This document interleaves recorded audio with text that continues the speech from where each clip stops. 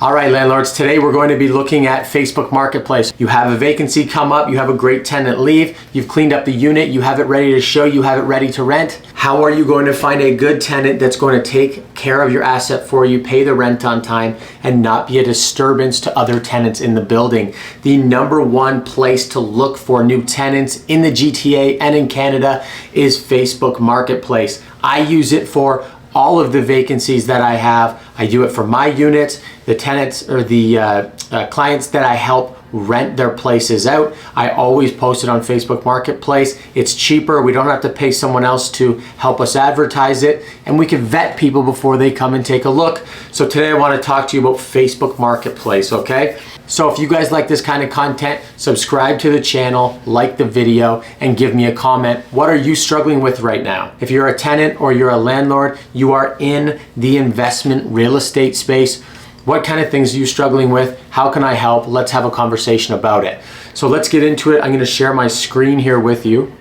All right, so we're on Facebook. Now I just want to show you quickly, okay? I get thousands of people responding to Facebook ads, right? I'm on here all the time. I'm posting inventory all the time, and I get literally thousands of people responding to my ads. So I need a systematic way to go through these, or else I'm going to be just inundated. I'm never going to be able to get through all of them, and I'm just going to be kind of overwhelmed waiting for the perfect tenant to show up. Let's talk about how we can make sure that we get them in there. How are we making sure that we're getting the most number of eyes onto our ad? And how can we ensure that we're finding good people? So when it comes to your advertisements, guys, make sure that you get professional photos or buy a professional camera and do it yourself. If you flip through and the lights are all, you can see like the streak on the light on the camera. The pictures are grainy. It's not a full wide angle lens, so you can't really get a full scope for how big or how small the unit is. It's dark, it's bad lighting. Invest in some stuff.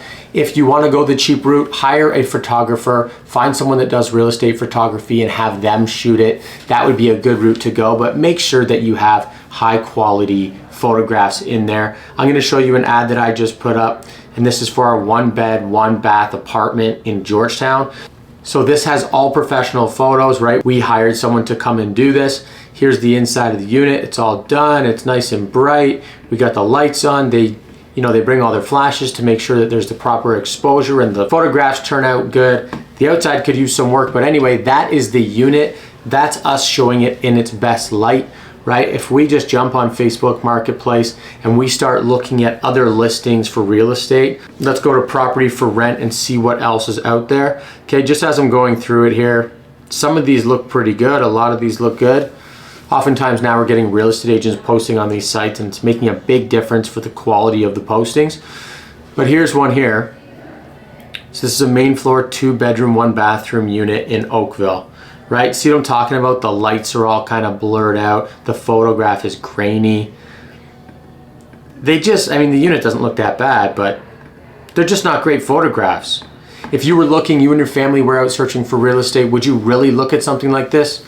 No, you probably go see the one that looks a lot nicer, the photographs show well, and it just looks better online. The next thing, when you post an advertisement, make sure that you're pushing all of the ads onto not just Facebook Marketplace, but you want to join different groups in that area. So for example, that house in Oakville that I just showed you, what they should be doing is taking that listing and posting it and sharing it on Oakville Housing, Halton Housing, Oakville Doing Business, Tell and Sell Oakville, right? If you're active in that community, if you have a listing, you'll know and you'll see all the different groups that you should be posting that into. So that is super important. Now let's talk about vetting tenants. Okay, you get someone to apply. How do you know that they're going to be a good tenant? This is tough for people to really do, but the beauty of Facebook is that you're not just getting some random person calling you, or sending you a text message, reaching out to you in some kind of way where you can't vet them before you even really discuss with them, right? This is a huge advantage to Facebook. By the time you flip through somebody's photographs,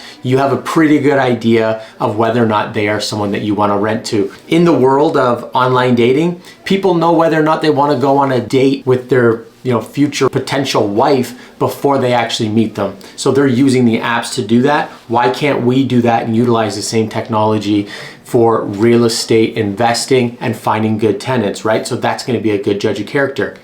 Maybe you're not looking for a dog in your unit, right? You're flipping through their photos. oh my God, there's a dog.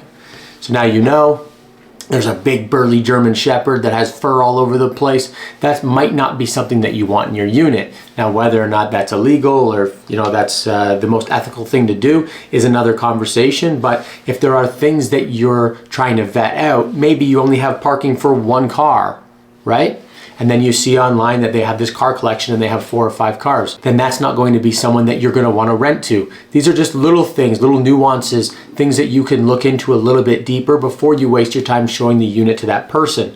The other thing is you're going to be having a conversation through conversing with someone. And I know it sounds petty, but you can tell kind of how do they articulate their sentences? How is their grammar? How's their typing, right? These are things that sort of give us a little bit of a window into a person and just a little bit more about them for you to vet. You can also look at how responsive are they to your messages. That's going to give you a gauge as to how interested they are in that apartment. Another really good piece of information for you to know as a landlord. I just want to talk quickly too about you as a landlord, because not only are you vetting them as a tenant, believe me, they are vetting you as a landlord. So make sure that this is my profile. Make sure that your profile is up to date, it's accurate, and it looks professional. Okay, make sure that we have our full name on here. We don't want our, a lot of people have fake Facebook names, so colleagues and coworkers and different things can't find them.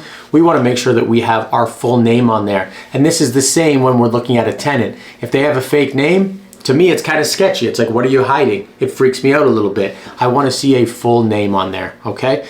So make sure you have your full name. Make sure that your photos, just a couple of them, you don't need a ton, but make sure a couple photos that genuinely represent who you are available to view for people that you are not friends with. That way these tenants can kind of vet you, they can take a look, and then make sure that they're half decent photos, right?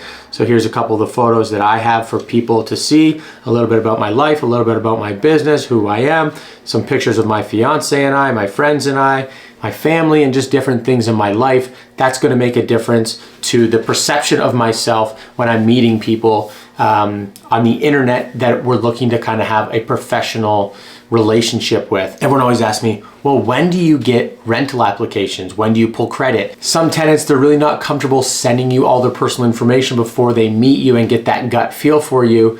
And I think that makes sense. Do your due diligence on Facebook. If you like them, if you kind of get a good gut feeling with them over the keyboard, then go meet them, show them the unit, and then ask for a rental application, a credit check, proof of income, references, different things like that, and make sure that you're doing your homework once you meet them.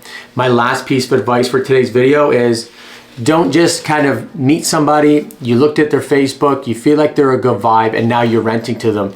Do not make the decision that quick.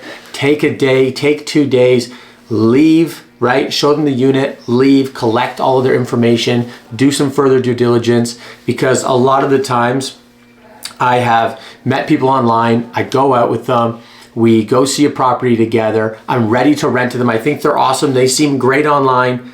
Then I check their credit, then I talk to a few of their references, then I see how much money they're really making at their job, and I think, gee, the rent on this property is going to be 60% of their income. They can't afford to rent this. So these are different things that we want to make sure that we look into before we lock into the residential tenancies agreement with them and before we get their deposit, because then we will have a binding agreement with them, and it's going to be a lot harder for us to break that if we then saw a red flag. So do your homework up front. Get great tenants on your property. Make sure that your Facebook profile shows well. Get your inventory on there. Real estate investors and real estate agents that are not listing their lease properties on Facebook Marketplace, massive missed opportunity. That is where you need to be. So thanks for watching the video, guys. If you have any questions about real estate investing, I would be happy to help you. Thanks so much for watching. I'll talk to you soon.